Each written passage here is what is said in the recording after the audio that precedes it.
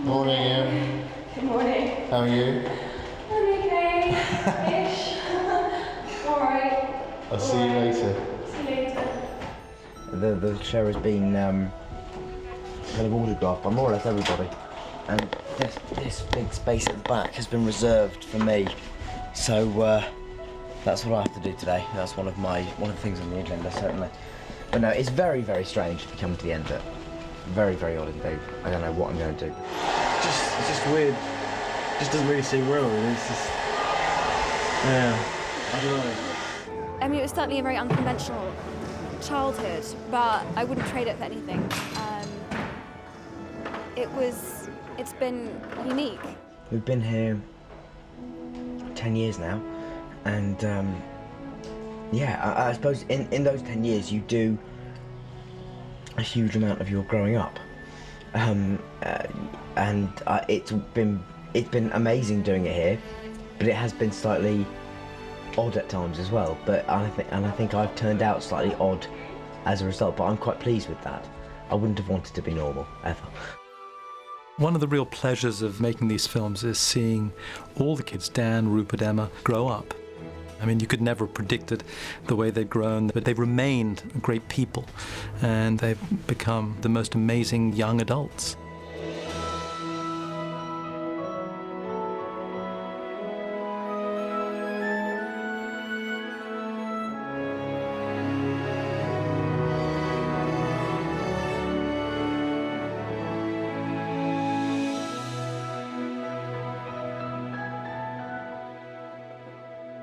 Ladies and gentlemen, this is Rupert.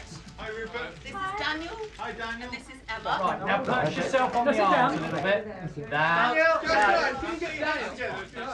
First time we met properly, and we had this mad day when we had to go to do a press conference and kind of be introduced to the world's media.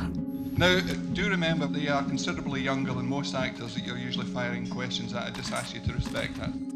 Oh my goodness, I was terrified. And then I remember just walking into this room and there just being journalists and cameras and flashes everywhere. And I remember that we had to have pillows on our seats because we weren't actually tall enough to kind of reach the height that they wanted us to be for the shot. Emma, are you at all like Hermione or...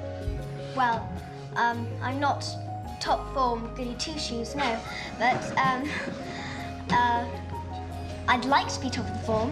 It was funny because Rupert in those days was the really chatty one, and I was very quiet. I think I'm a tiny bit like Harry, because I'd like to have an owl. I think I'm scarily like my character.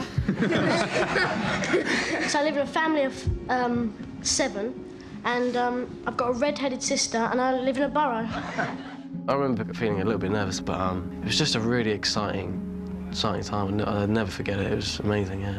When I got this job, I felt a need to protect these kids against what eventually can go wrong if you star in a film of this magnitude. So we wanted to introduce our cast to you, and hopefully you'll get all your photographs, and then, you know, let them get on with their lives.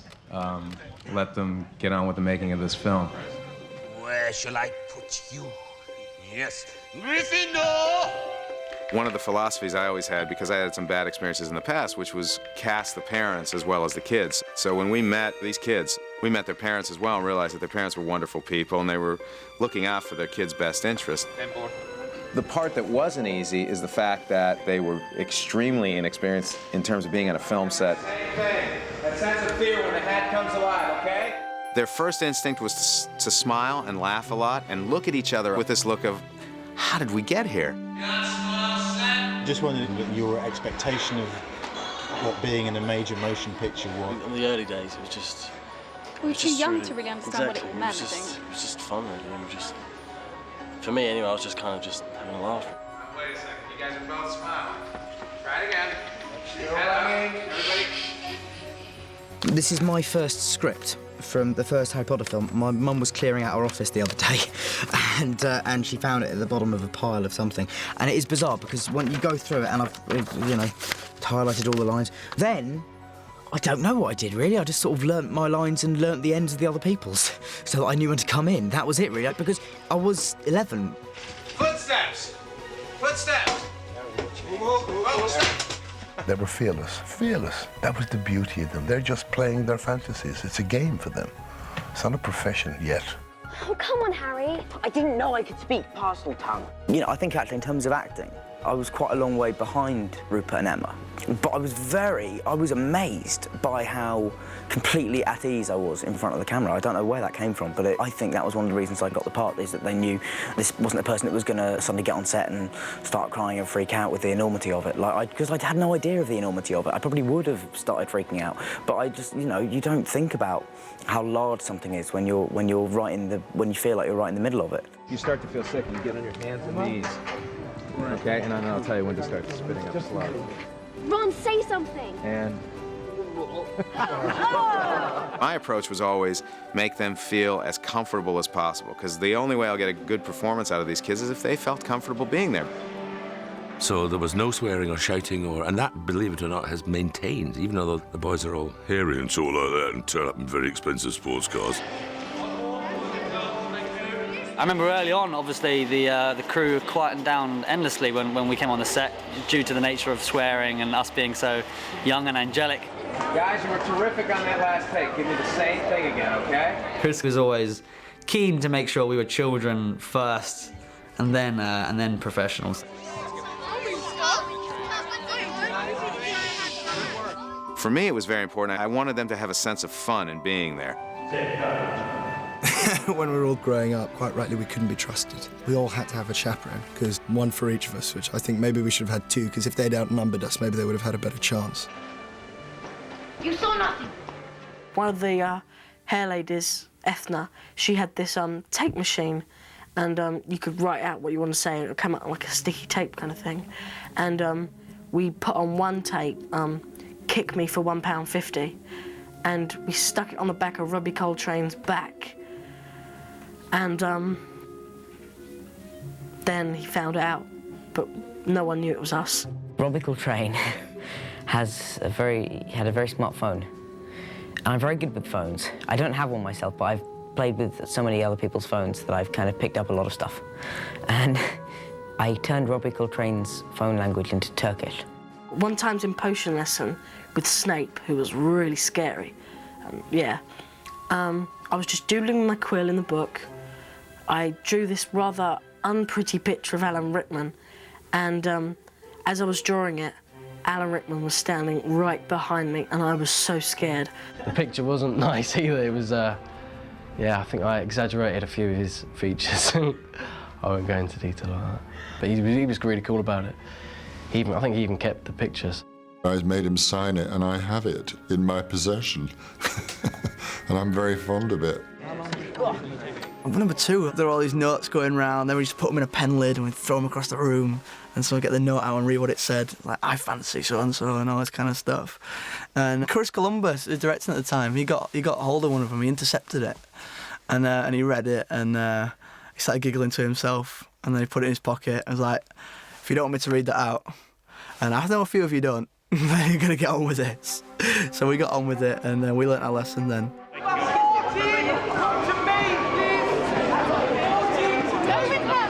I wouldn't have been a chaperone for all the money in the world, actually, because the child that you're looking after is suddenly intermingling with 400 other kids. It must have been a complete nightmare. I'd rather train dogs. Would you please go back to your dormitories? Quietly. When they started, the young cast didn't understand who they were working with, really. I'm sure there must be frustrating moments when, someone of 11 or 12 doesn't quite get what they're supposed to be doing. 24 to 40 to 24, right? But the adult cast were always very, very, very generous with all the younger cast. Chris asked me, would I read the scenes with the kids? And we finished the reading with them, and Rupert looked at me and he said, that was quite a good reading. He said, I think you'll be quite good in this part. And I thought it was hysterical. When they were little, Rupert and Dan, they used to have sort of an hour after lunch where they'd just be hopeless. I'll eat your nose. Chris Columbus used to be going, come on, guys. Guys, come on. Come on. We're so annoying. No chance. He's gone. Now. We were just a bit too eager that time. You had tremendous energy. I didn't even get to Yeah, I was terrified. I think I should run behind my chair. We were so young that I think people just really wanted to be there for us. We weren't actors. We were just kids, you know. We didn't know what we were doing, and we needed a lot of kind of support and attention and love, and we really found that here. They worked so hard because when they weren't filming, they were being tutored, and they were always jolly. I don't know how they did it. You have to do stills and then you have to go to school. Do you find that exhausting? It sounds terribly exhausting to me. People say I have a lot of stamina. Stamina of an ox. But I don't know if it is a good thing or a bad thing, because I've never met an ox. School? No, I love it. I have a great tutor, and I really enjoy myself, actually. My tutor, Ken Harder, he's really, really nice, and he's made it so brilliant. Rupert and I actually had classes together when for the first 2 films. First 2, yeah. You used to have to do times tables, like 100 of them in under a minute or something. Oh, yeah, See how many you got out of 100. Yeah. Emma and Rupert to school, please. Artist going to school, thank you. The education is really important for us. We have teachers, we have a headmistress. Highest marks we've got 99 stuff. What year are you in? Because they converted a load of office space to like a little school, really. And basically, when we weren't on set, we were in a classroom. They had to do their 3 hours every day. There was no two ways about it. Sometimes if you were having a quiet day, you could do some up to 5 hours, which was really grueling. So you were always begging to go down to set. So off you go, boys and girls. Lovely school. But on a practical basis, it's most certainly challenging because you have the kids are going off to education, and now for lunch, 15-minute breaks every hour. And so you end up with only 4 hours approximately, give or take, of shooting a day. Should be out. You guys should be moving that way. It's great. You guys all ended up right here, right? All the kids took absolutely as natural the idea of stopping in the middle of an important scene, perhaps after a key take, they have to go to school. We can let everybody go off to lovely school. Oh, school. All right, we'll go to school and you can stay here. Okay. Yeah, here you go. I just remember not being able to concentrate. You know, I'd come off set and be bouncing around having just done something, and then to be expected to sit down and do maths or geography, I was just like, you kidding me? No way! You gotta be joking. I've not done any of my essays. What about the Tom set? I've seen her in today. No, she's gone home with a bad back. Hello. Jane, this is the shooter we're talking Jane's about. not here. Huh? Sounds terrible, doesn't it? But we didn't do our homework, so we're all very happy that she's ill. Sorry, Jane. Yeah. We love you, Jane. The tutors were fantastic. You know, I passed all my GCSEs, all my A-levels. I might have done it grudgingly, but now I look back and I'm so glad I did it. Really glad I did it. Professor Lupin. Very good, very good. All right, save the red. I tried to talk to my friends about, you know, what did you do today? Oh yeah, I was chased by a werewolf. Yeah. So it feels like the only people you can talk to about this kind of surreal thing that's happening to you is you guys. Yeah, I really remember filming The Devil's Snare. that was really fun because I did that stunt. That was scary. I remember that too. I was so jealous. I was so jealous. I assumed that if Rupert he got strapped on a massive harness and like let down from leaves and ceiling, I assumed I'd get to do it, and I didn't. Whoa. I know, I was incredibly disappointed, and from that moment on, I don't want to grumble against you. It was quite fun. It was scary as well because we were jumping from basically a scaffold up there. Yeah, I was quite young as well, so I wasn't really used to falling like back. before your eyes. Yeah. I was worried about wetting myself on the way down. That would have been quite embarrassing. Moving swiftly on. My favourite scene from the first film was the Petrificus Totalis. I had to fall flat straight down. And they brought in one of those old mats used to use PE, and so I had to fall onto this. And I was doing it, you know, I wasn't putting my arms out, I was falling back. but I don't know, some kind of reflex, my legs would bounce up, and it kept happening every time my legs bounced up. And so I think what they had to do in the end was, I fall, I get to about there, and then it cuts, and the stunt guy takes over. In the first film, I remember the hardest scene for me to do was the troll scene, because those stunts, climbing under those lockers, and every time I went on, bang, bang, bang, all the way down. But no, it was. Yeah, but it looked amazing. Well, it was hard. It was great fun, and it was good to see at the end. It was one of those things that when I saw it, I was like, yeah, you know, that's really good. It looks good. That's the thing about filming on pod. I mean, it's the classic example was Buckbeak in the third film. Was this kind of mechanical ball thing, and I would just sit on it and sort of rock backwards and forwards in a faintly embarrassing at the time way, and then you see the film and it looks brilliant. Have you had much to do with the special effects in the film? I tell you something that I really hate. Some of the ghosts, like Nearly Headless Nick. Hello! You're supposed to be talking to them, but they're not going to be there because they're going to be put in by computer, and you're talking to nothing. It's very weird. It's very hard. We've had some crazy things fill in for whatever the creature's supposed to be. You know, sticks, tennis balls, numbers.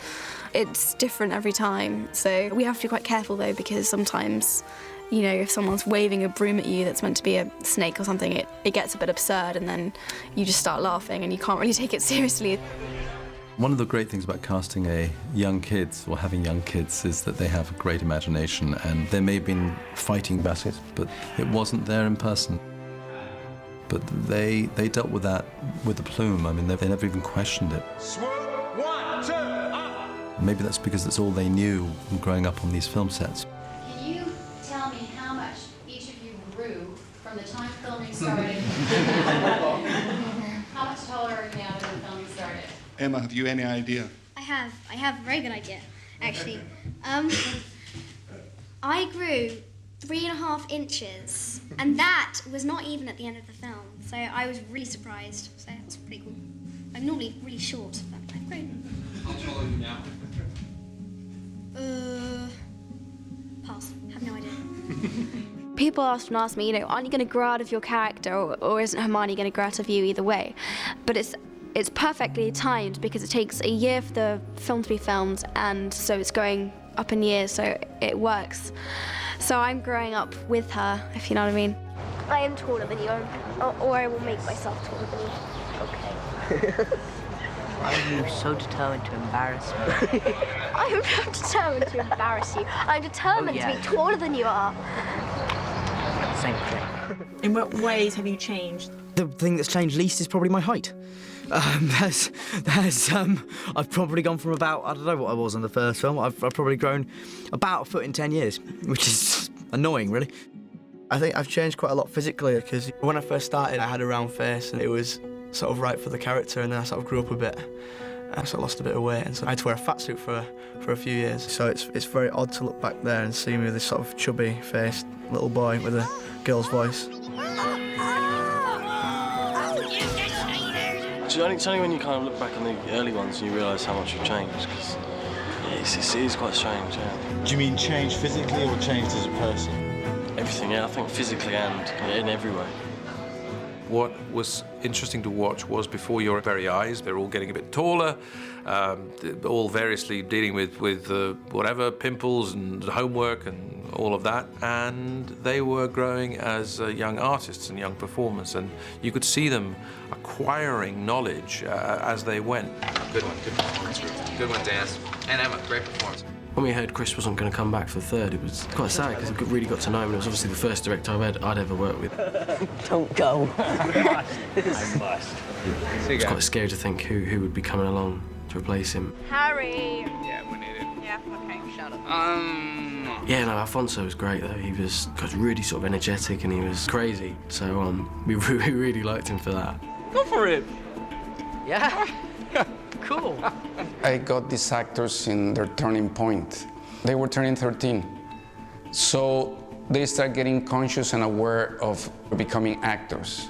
And they start taking their craft seriously. We don't do it this way. I don't think that Rupert has much to play at. We started looking deeper into the characters really and got more involved in that kind of thing.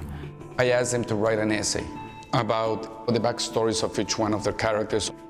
We just did what our characters would do. Emma just came in with reams and reams of paper, just about 23 sheets in the end, and I came in with one side of A4, and Rupert did nothing. And I said, Rupert, you're not taking this seriously. You have to deliver your essay.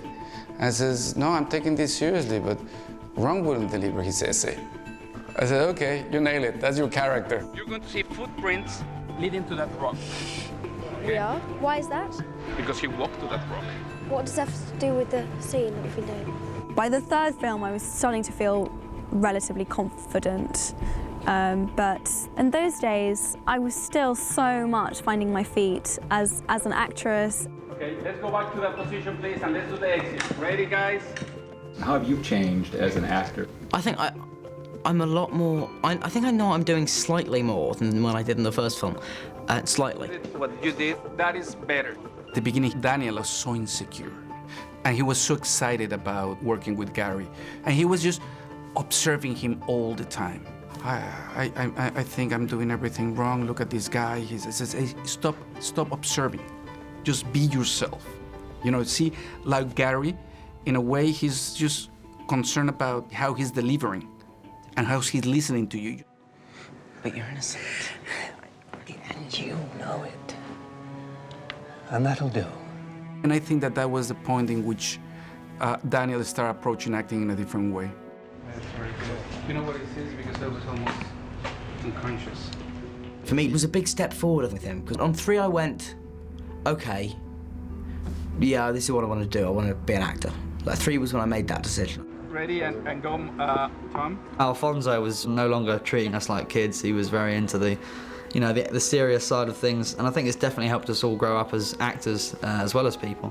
When you say, hey, you ugly brute, maybe turn back to your past life. You know what I mean? He's great with young people, and we have quite similar temperaments, I think. He really engaged with me, and I felt very lucky to have that. So that was an amazing experience. Mike Newell I loved because he was such a big personality. And you felt as if you'd known him for years, even though, of course, we were working together for the first time. I remember he used to call me his darling all the time. What that means, my darling girl, is that you're going to whack it out because they need it. I will give it my all. Mike really engaged them, and he understood that they had lived with their characters for longer than he had, and he encouraged them to bring that up. Are you all clear about what you're doing? Absolutely. They concentrated. They challenged me when they needed to challenge me. They said, no, I don't think I'd do that, and which is completely fair. It's a decent line. It's a line you can say, isn't it? Yeah. All right, I'll tell you what, we'll do 2. I think David was quite a shock for all of us after Alfonso and Mike, who was so loud. Very good. One final one. David is very much about everything being real and finding truth. He's trying to be a decent boy. Yeah. Can I just say one thing, though? The only thing is that if Rupert comes up to Hermione and is like, genuinely, I'm not going to hurt you, I'm going to go easy on you, and Hermione blasts him to pieces, what sort of person does that make her?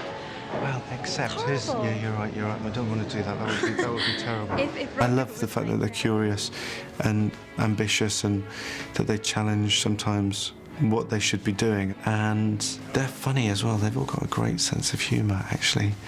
Rupert finds everything funny. And action. You just shut your mouth. I do. Just shut your mouth. Has anyone else got a problem with Harry?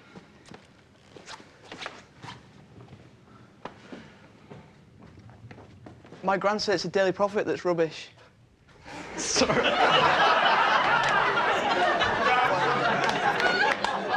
Rupert is the worst for laughing. He does it all the time, and you'll ask him, what will you laugh at? And he goes, I don't know. If you just look at him, he laughs. And he just laughs all the time. You can't stop him once he starts. And apparently he's done that since day one.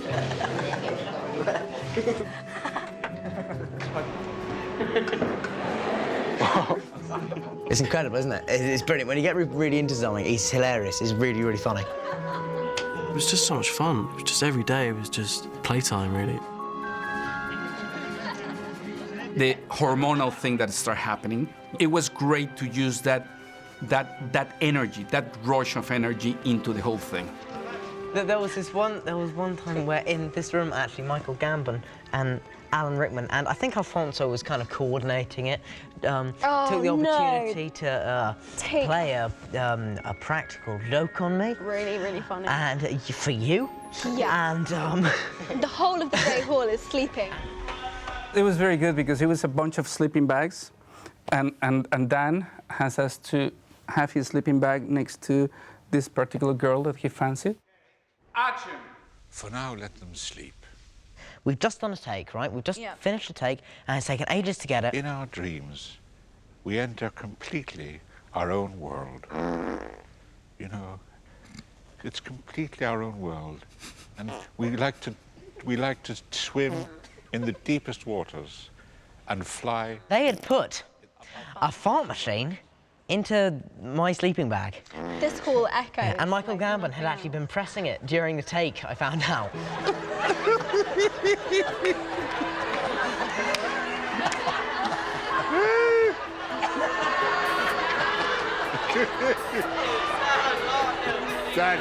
Daniel. This is unbelievable. Emma Watson, on the phone, on set. On the bed. On the bed, with her shoes on. Thank you. I've watched children go through adolescence, and you would expect that actually you'd have been suffering from tremendous highs and lows, but nothing. It was just quite extraordinary. I don't know what it was about being in Harry Potter, but actually it was a great leveller for them all. They grew up, we watched them grow up, but we didn't feel them grow up. But I'm sure there were one or two little upsets. How do you feel about the world watching you grow up through your awkward teenage years? Yeah, that's kind of strange. I mean, that's very fortunate, because in the fourth film, I think it was, there was a scene from Draco where he gets turned into the ferret. And the original thing was there was a naked scene from Draco where, when he comes back, for me to run off naked through the woods with loads of extras there, and I was like, this is back in the day when I was even more of a pubescent child than I am now, so it wasn't one of my highlights. And very fortunately, before that they said, you know what, we're going to cut that because it could be a little racy for the younger audience. That's right. Is that a special? But to them, I was like, really? I don't mind, I'll do it. In the back of my mind, I was like, thank God I haven't got to do that. This is very, very embarrassing. Right, show me again. We were at a period of kind of teenage angst with these people, and it was a sort of chemical experiment with all of them every day.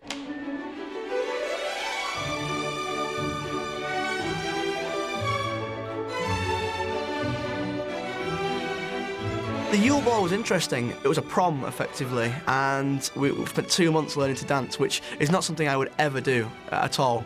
This is my big dance day. We were all dancing. I mean, I like to think I've got a shimmy or two in there. Yeah, definitely. No, it was rather pitiful. I'm not a great mover, it has to be said. But after 3 weeks of lessons, I had the waltz down on lock. If I ever need to do that, Harry Potter has trained me for the waltz. Did you practice hard? Yeah, man, I've been doing my steps, I've been working my feet. You see my feet work? Yeah? We were dancing everywhere, we'd be on breaks in between filming, we were doing them, and I remember there was a trip out to go see a band, and we all went back to Emma's house in London for a bit, and we were all in her kitchen just doing the dancing, just practicing. I think what Mike wanted was that he didn't actually want us to know very well. He actually wanted the camera to pick up and the fact that none of us had a clue what we were doing. So, not much acting going on in that scene, really. I'm watching my feet the whole time. Also, we tried one version where we were swapping arms as well, which just totally threw me because I'm trying to do my feet and my arms. It's not good, not good.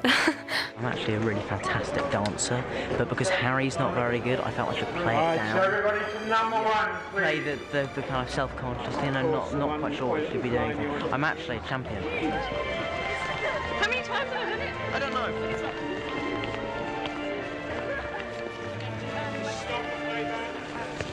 It is just a rehearsal. It was hilarious, and Mike Newell was more than happy to get down on the floor and dance with everybody and saying, look, this is how it's supposed to be done. Mike was like, okay, how would you dance this music? And I just thought, I wouldn't dance this at all. So I was really struggling. So Mike walked onto the dance floor and gave me a spin. So now I know how to do it. Can't miss it. Can't miss it. Why do they have to travel in packs. And how are you supposed to get one on their own to ask them? Girls, here they come. Okay. Ooh, All these really cold, like, kind of looks from all the girls. It's just so reminiscent of real life. I think it's the truest scene we've had in the film so far. Dan, Rupert, Tom, all of the kids are no longer 11, 10, 11, 12 years old. And as a result, they are able to draw upon their own romantic mishaps. And I think it makes their performances just that much more real. And that look when Katie's looking away from you and you look at her, you know, how much you like this girl. Yeah. Use your experience of... Confusing women. Yeah. Yes, okay. Is it relatable? Yes. Okay. Is it relatable? A silly question to ask, David. Some of the love scenes are quite weird. Kissing scenes are quite awkward. Facing Katie. With the Harry and Jo kiss, I don't think many people came on set because both me and Katie were quite a bit nervous about it, I think. I felt incredibly self-conscious because we're really very shy. It's kind of clumsy and vulnerable and a bit nervous. Actually. Like most first kisses are. It's quite real, it's not a big Hollywood glamorous and lovely and we're all brilliant at kissing, we've been doing it for years, because I hadn't been particularly.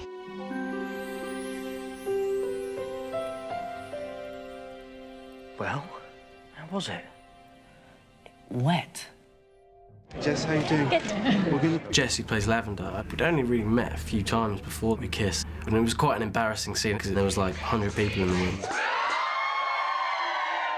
To walk onto a set on actually my third day and to walk into a kissing scene with all of these extras, I had to just kind of go on autopilot to handle it. I was quite self-conscious at first. I mean, they do so many takes. By the time we got to like take 20, it was nothing.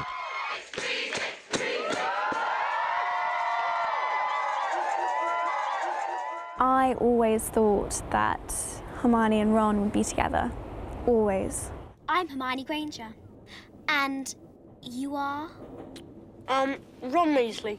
Pleasure.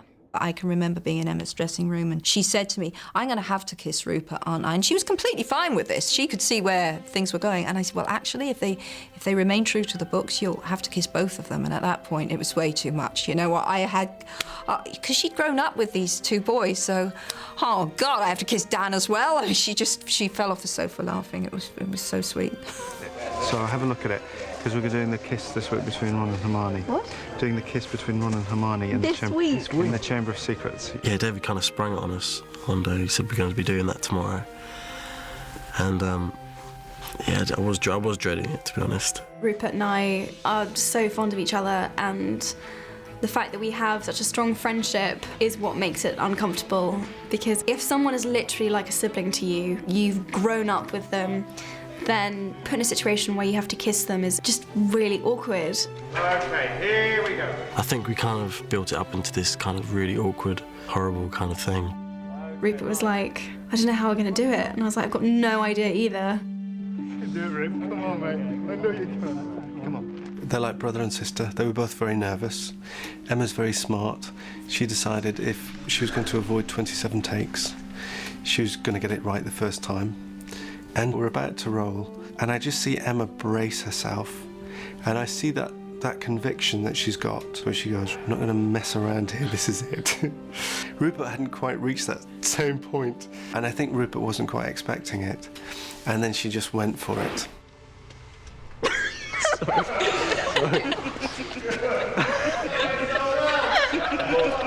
We did have trouble kind of keeping a straight face. I got quite worried about it. I think we both wanted to do it right as well, get it good for everyone. I just kind of had to put the incredible amount of history that I have with Rupert aside and be Hermione. It was good. He's a nice kisser. I think they kind of leave some of that laughing in, because I think it's quite a natural kind of thing.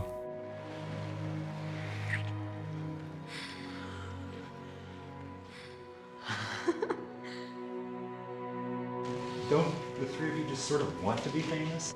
Emma? There is nothing in me which is saying, oh, I really want to be famous. I really want to have my name written across the world. I think I want to be normal. I don't like the idea of everyone in the whole entire world, like, knowing my face or, you know, being able to just walk down the street and post a letter and everyone will be up to me saying, oh my God, you're the girl who posted Hermione. No, I don't want to be famous. I want to be normal, and I enjoy being normal. No. I remember somebody saying to me, will you sign a book for me? I was like, yeah, oh, whatever, that's really funny. She's like, no, really, will you sign a book for me? I could not understand why anyone would want my name on a piece of paper. Especially, I have really horribly bad handwriting. So I was like, why do you want the handwriting of a 5-year-old on your nice book? It would ruin it.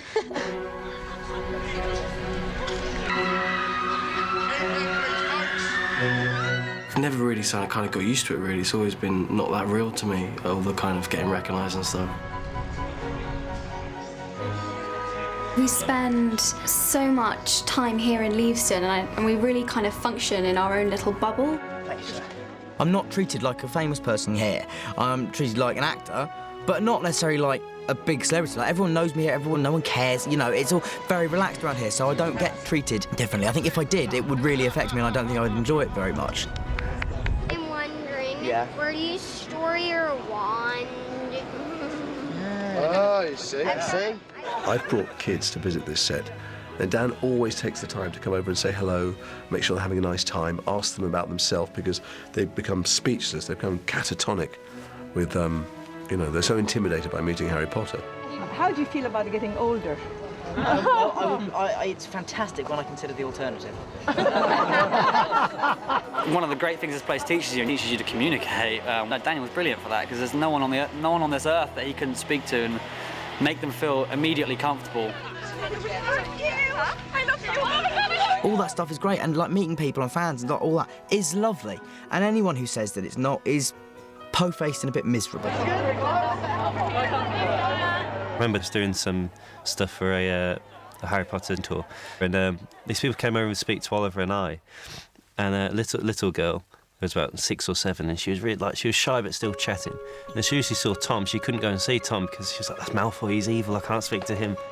I really go all out and say, look, hi, you know, I'm friendly in real life, I promise, I won't hurt you, yada yada, but they just like the films too much. They're far too convinced I'm an evil so-and-so, and that's the end of it, really.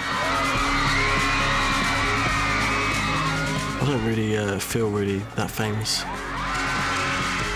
It's only when it really hits home when you go to the premieres and stuff, and kind of every year they seem to get kind of bigger and bigger, and it's just you never really get used to it when you see all these people kind of cheering, and it's really overwhelming.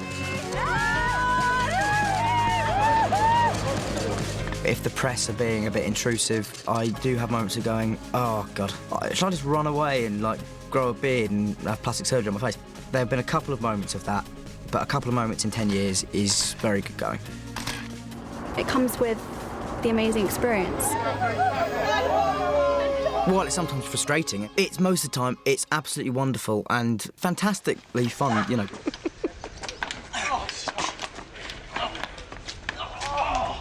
So, you join us at the second ever, and first one in the outdoors. Oh yeah. God, the sweat's actually stinging my eyes now. The second ever, but first outdoors, Danger Ball 2009 Championships. Rupert brought to Wales this mini table tennis set. And it's rubbish to play table tennis with, but we've invented a great new game. It's 7-5 Drupal, and I'm sure you'll pick up the rules as we go along. Racket for serve. When people say to us, you know, so are you friends outside of the work, and we say, yeah, we are, they think it's just because we're told to say that, which we're not. But it's just that we are genuinely good mates.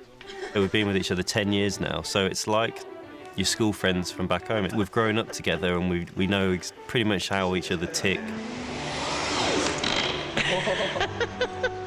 We do have a really good time on set, and we are good mates. You know, growing up on the set, you're surrounded by adults most of the time, not with people your own age, which is why, you know, Dan and Rupert and other castmates have been so important. This is Rupert's dressing room. Can we come in? In my dressing room there was sort of a section that was sort of my classroom. That sort of turned into a games room, and which is now home to, I've got so much stuff in my room now. I've got air hockey this year, table tennis. We're actually getting really good. It's been a while since he's beaten me, and I did beat Emma quite badly twice the other day. Who's the best table tennis player?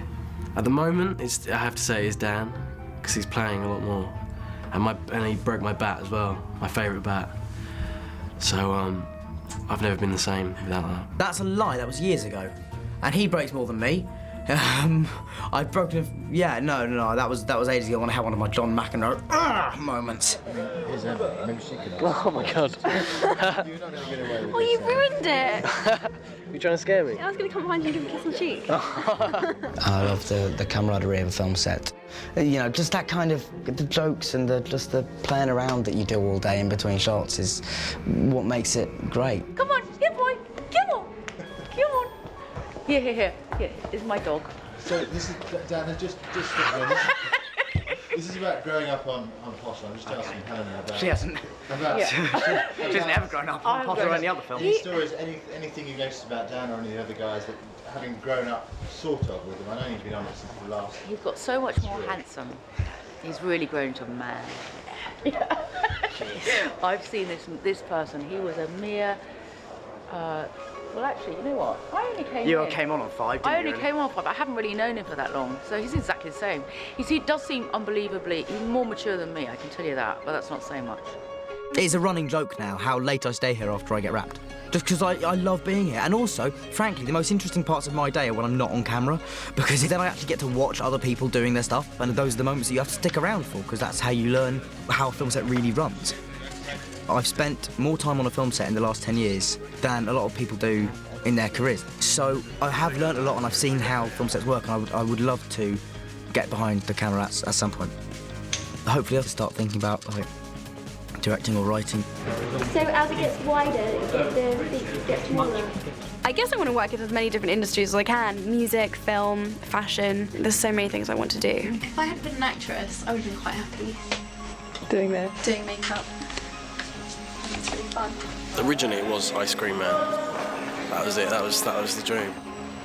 I think that's been such a great experience. What do you feel you should be doing here? Because it's kind of put me on the path to what I really, really want to do and keep acting. Yeah, I thought that last one was great, and you've done that consistently. I'm entering a new decade, and it feels like a new chapter. There's a big world out there, and I'm very excited to see what's going to come next. That's a release, Dan, Emma and Rupert. Thank you very much. I know that I can't quite comprehend of a world in which this isn't part of my life. I know certain things about it. I know I've had a great time. I know I'll miss it. I know I'll miss my friends. What do you think you're going to miss the most? I don't know, just everyone really, the people, this place at least, and maybe just being Ron as well. Been like 10 years, and yeah, I'm gonna miss kind of playing Ron. I will miss Harry's world so much. I love knowing all the different names of the spells and all these different characters. It's just beautiful. It's a very intense feeling I have for them because they have literally lived in my world, and they've done it such honour, really, because they've been so magnificent in the way that they've grown up and played their parts. And it just so happens, which is actually the most important thing of all, that they are 3 fantastic people. Yeah, at the moment, just finishing up writing a note for a little gift we're giving out to Dan, Rupert and Emma. But now I'm going to head down to set, and yeah, no, it's no question. It's going to be it's going to be really challenging for all of them. You know, this represents more than half their lives. Isn't that weird? After 10 years. But you got the hang of it? I got the hang of it eventually. Anyway, I shall come and I'll see you later, sir. Absolutely. And yeah.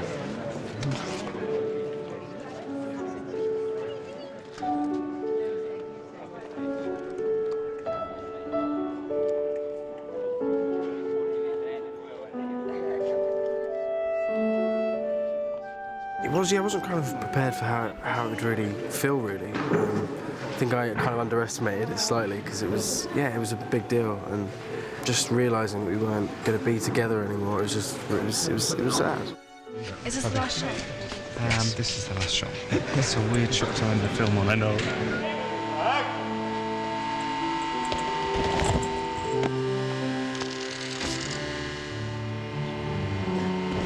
Cut. And check the gate. Okay, cutting there, guys. The last day just feels like a blur.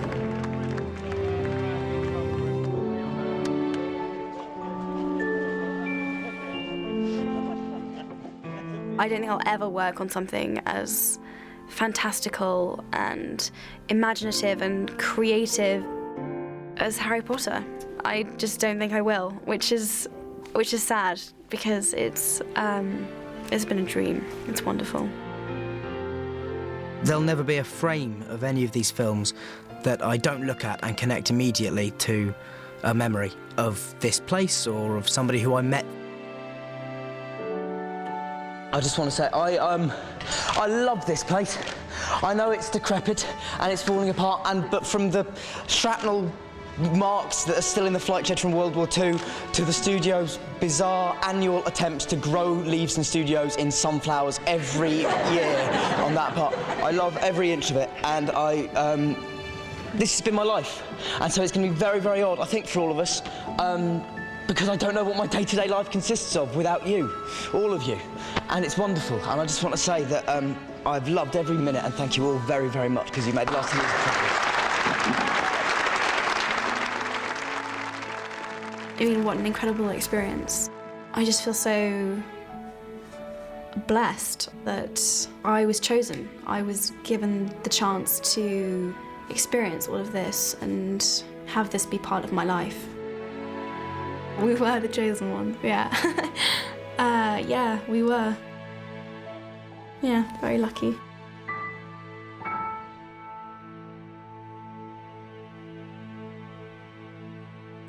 I mean, this is a massive responsibility for you, obviously. I mean, when did the sort of reality of it all start kicking in? You'd realise that you were one of the million. Still hasn't. No.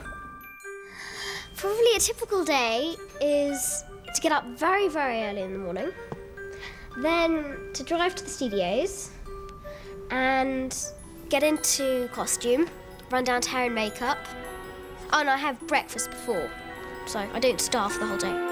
Have there been any actors in this that you've particularly enjoyed working with? Robbie Coltrane, he's really nice, and Maggie Smith, Alan Rickman, and they're just all fantastic. Were you nervous about working with them? Oh God, yeah, really nervous. What's it been like working with Richard Harris? I think he's a method actor, very quiet, because he always goes on set and he's like this. He may be sleeping, but I don't know. I have to say, one of my personal favourites was the chessboard. That was just unbelievable. Why did you like that one? Because I got to sit on a horse. Rupert is absolutely hysterical. He is so funny. And Emma is amazingly clever. It's kind of, it's fountain of knowledge kind of thing.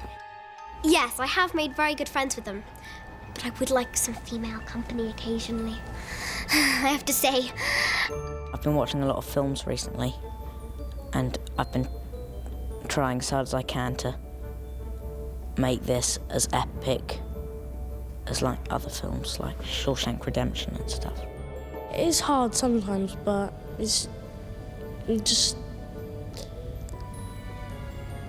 just fantastic, and I just love it so much. It's the greatest life. Brilliant.